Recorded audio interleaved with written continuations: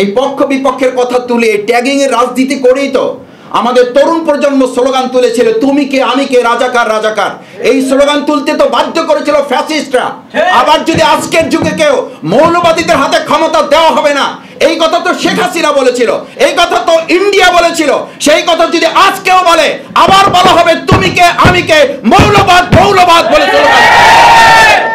71 সালের মুক্তিযুদ্ধে শাহাদাত বরণকারীদের জন্য দোয়া করি, আল্লাহ তাআলা তাদেরকে দেশের জন্য, ইসলামের জন্য, জনগণের জন্য, একটা স্বাধীন ভূখণ্ডের জন্য তারা জীবন দিয়েছেন। আল্লাহ তাআলা তাদেরকে শাহাদাতের মর্যাদা দান করুন। একই সাথে যারা আহত পঙ্গুত্ব বরণকারী আছেন তাদের সুস্থতা কামনা করছি।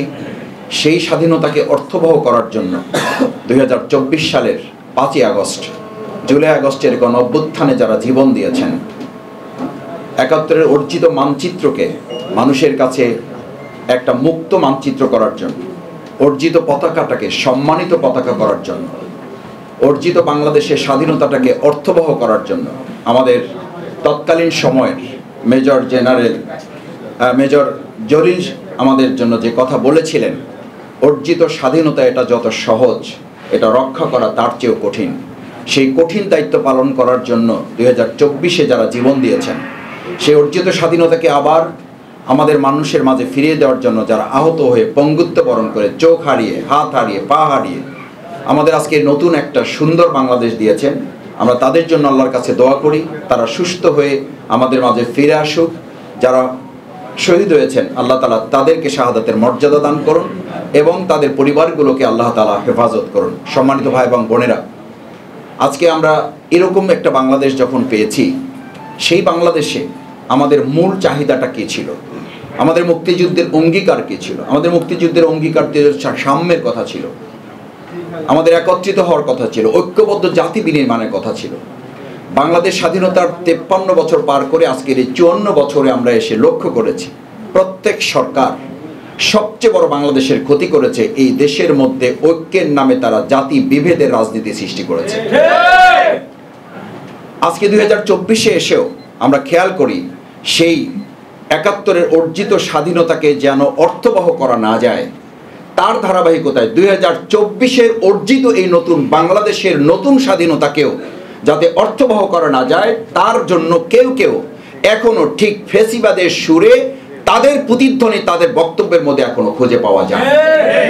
আমরা পরিষ্কার বলতে চাই, 71 পরবর্তী এই 53 বছরে যারা স্বাধীনতার সূর্যকে, স্বাধীনতার অর্থকে, স্বাধীনতার সুখকে মানুষের মাঝে পৌঁছে দিতে ব্যর্থ হয়েছেন, তারাই 2024-এ এসে আবার আওয়ামী ফেসিবাদের সেই একই কথা বলে ফেসিবাদের প্রতিধ্বনি আপনারা জাতির কাছে তুলে ধরছেন।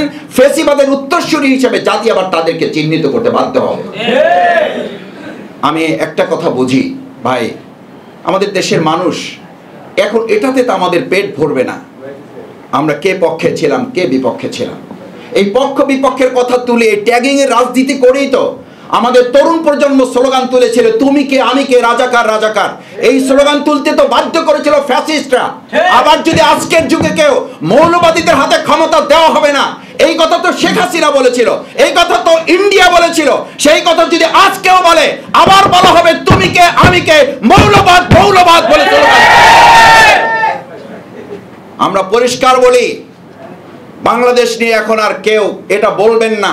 আমি এখন এটা বলতে শুনি, এটা বললে আমাদের কষ্ট লাগে, দেশটা কারো বাপের না। কেন কষ্ট লাগবে? কষ্ট লাগলে বুঝতে হবে যে এখনো রাষ্ট্রের মালিকানা আপনারা কেউ কেউ ব্যক্তি কিংবা দল দাবি করার চেষ্টা করতেছে। আমাদের 24-এর ছাত্র জনতা দেশটা কারো বাপের নাই স্লোগান এখনো দেয়ালে দেয়ালে লাল কালিতে দেখা যায়। যদি সাহস থাকে তাহলে সেগুলো মুছে ফেলুন, না হলে এর বিরুদ্ধে কথা বলার নৈতিক শক্তি আমাকে আপনাকে কে দিয়েছে? আমি আজকে এই কথা এর জন্য বলছি ভাইয়েরা, 2024-এর জুলাই আগস্টের গণ অভ্যুত্থান পরবর্তী আমরা সেই 71-এর পরেও দেখেছি আমাদের মুক্তিযোদ্ধা, তাদের সন্তান, তাদের মেয়েকে লাঞ্ছিত করা হয়েছিল, তাদের বাড়িঘর দখল করা হয়েছিল। ঠিক একইভাবে 24-এর এই জুলাই আগস্টের গণ অভ্যুত্থানের পর এখন হান্নান মাসুদকে কেন আক্রান্ত করা হবে?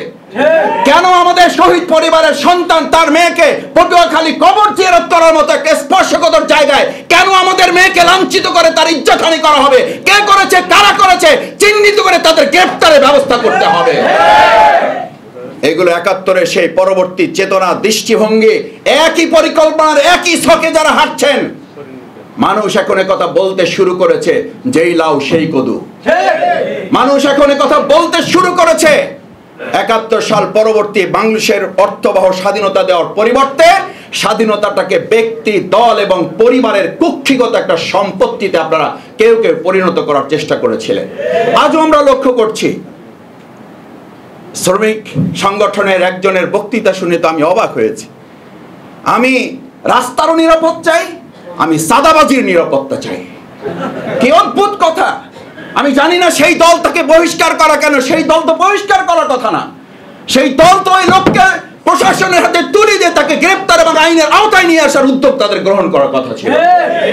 আমরা তো একথাও শুনতে পাই ৭১ পরবর্তী ওই দলটি দা করেছিল, এটাই তো করেছিল যে আমাদের বিরুদ্ধে দেশ আমাদের, এটা আমরা স্বাধীন করেছি, আমরা যা বলবো তাই হবে। বিগত 15 বছর আমরা তাই শুনেছি। 2024 পরবর্তী আমরা একই কথা শুনতে পাচ্ছি, আমার নেতাদেরকে গ্রেপ্তার করা হলে আমার অনুমতি ছাড়া থানা ঘেরাও করা হবে। আমার অনুমতি ছাড়া আমার নেতাকে গ্রেপ্তার করা হলে থানা ঘেরাও যদি হয়, তাহলে সেই দেশে সেই রাজনৈতিক কালচারে একটা অংশগ্রহণমূলক সুষ্ঠু অবাধ নির্বাচন আপনি কি করে আশা করেন? রাষ্ট্রীয় সংস্কার তো পরে, আমরা তো রাজনৈতিকভাবে এই সমস্ত দলগুলোর মধ্যে নিজেদের কর্মীদের সংস্কারের ছিটাফোঁটাও এখনো লক্ষ্য করি নাই। বরং সেই চাঁদাবাজি রাজনীতি, সেই দখলদারিত্বের রাজনীতি, সেই থানা ঘেরাওয়ের রাজনীতি, সেই পুলিশ পেটানোর রাজনীতি, সেই আমাদের প্রতিষ্ঠানগুলোকে বিতর্কিত করার রাজনীতি, একের পর এক আমরা কেউ কেউ কোথাও কোথাও চালিয়ে যাচ্ছি। সম্মানিত ভাই এবং বন্ধুগণ, প্রধান অতিথি, বিশেষ অতিথিবৃন্দ বক্তব্য রাখবেন। আমি শুধু অনুরোধ করতে চাই, ৭১ এবং 2024-কে যারা এক কাতারে মাপতে চান না, আমি তাদের বলতে চাই 2001, 2024 শুধু নয়, 1971 শুধু নয়, 47, 52, আমাদের 71, 90, প্রত্যেকটা আন্দোলন হচ্ছে বাংলাদেশের মুক্তিকামী মানুষের এক একটা ব্রিজ আপ, এক একটা সেতু বন্ধন। কোন একটাকে অস্বীকার করলে মূলত আপনাকে সবগুলোকে অস্বীকার করতে হবে। আর যদি স্বীকার করতে হয় তাহলে প্রত্যেকটাকে স্বীকার করেই আপনাকে জনগণের অধিকার আদায়ের আন্দোলনে শহীদদের প্রতি আপনাকে সম্মান প্রদর্শন করতে হবে। আমরা যদি বলি ৭১ একটা ছিল, 2024 আর একটা ছিল, তার অর্থ হলো আপনি না ৭১-কে স্বীকার করেন না 24-এ স্বীকার করেন। এই অস্বীকৃতির যে মানুষের প্রতি অসম্মান, শহীদদের প্রতি যে অশ্রদ্ধা এবং আহত পঙ্গুদের প্রতি আপনি যে অসম্মান দেখাচ্ছেন, এর অর্থই হলো আপনারা এখনো বাংলাদেশের মানুষের কাছে মালিকানা নিয়ে বসে থাকতে চান, জনগণের মালিকানা জনগণের কাছে ফেরত দিতে চান না। আমরা চাই 2025 সালের এই 54তম আমাদের স্বাধীনতা জাতীয় দিবসে আমরা জনগণের মালিকানা জনগণের কাছে ফেরত দিয়ে, বাংলাদেশ জামাত ইসলামী সংগ্রামী আমিরের জামাত ডক্টর শফিকুর রহমান বারবার বলছেন, দেশের জনগণ হবে দেশের মালিক। আমরা যারা এই দেশের, যাদেরকে দায়িত্ব দেওয়া হবে, তারা হবেন এই দেশের সেবক। বাংলাদেশ জামাত ইসলামী এই বছরে আমরা এই স্বাধীনতা ও জাতীয় দিবসে অঙ্গীকার করতে চাই, আমরা শাসক শ্রেণীকে নিতে চাই সেবক শ্রেণীতে, আমাদের সম্মানিত সাধারণ জনগণকে নিতে চাই এদেশের মালিকানার রাজনীতিতে। সেই প্রত্যাশা ব্যক্ত করে, সেই অঙ্গীকার আমাদের সামনে প্রত্যয় ঘোষণা করে আমি আমার কথা শেষ করছি।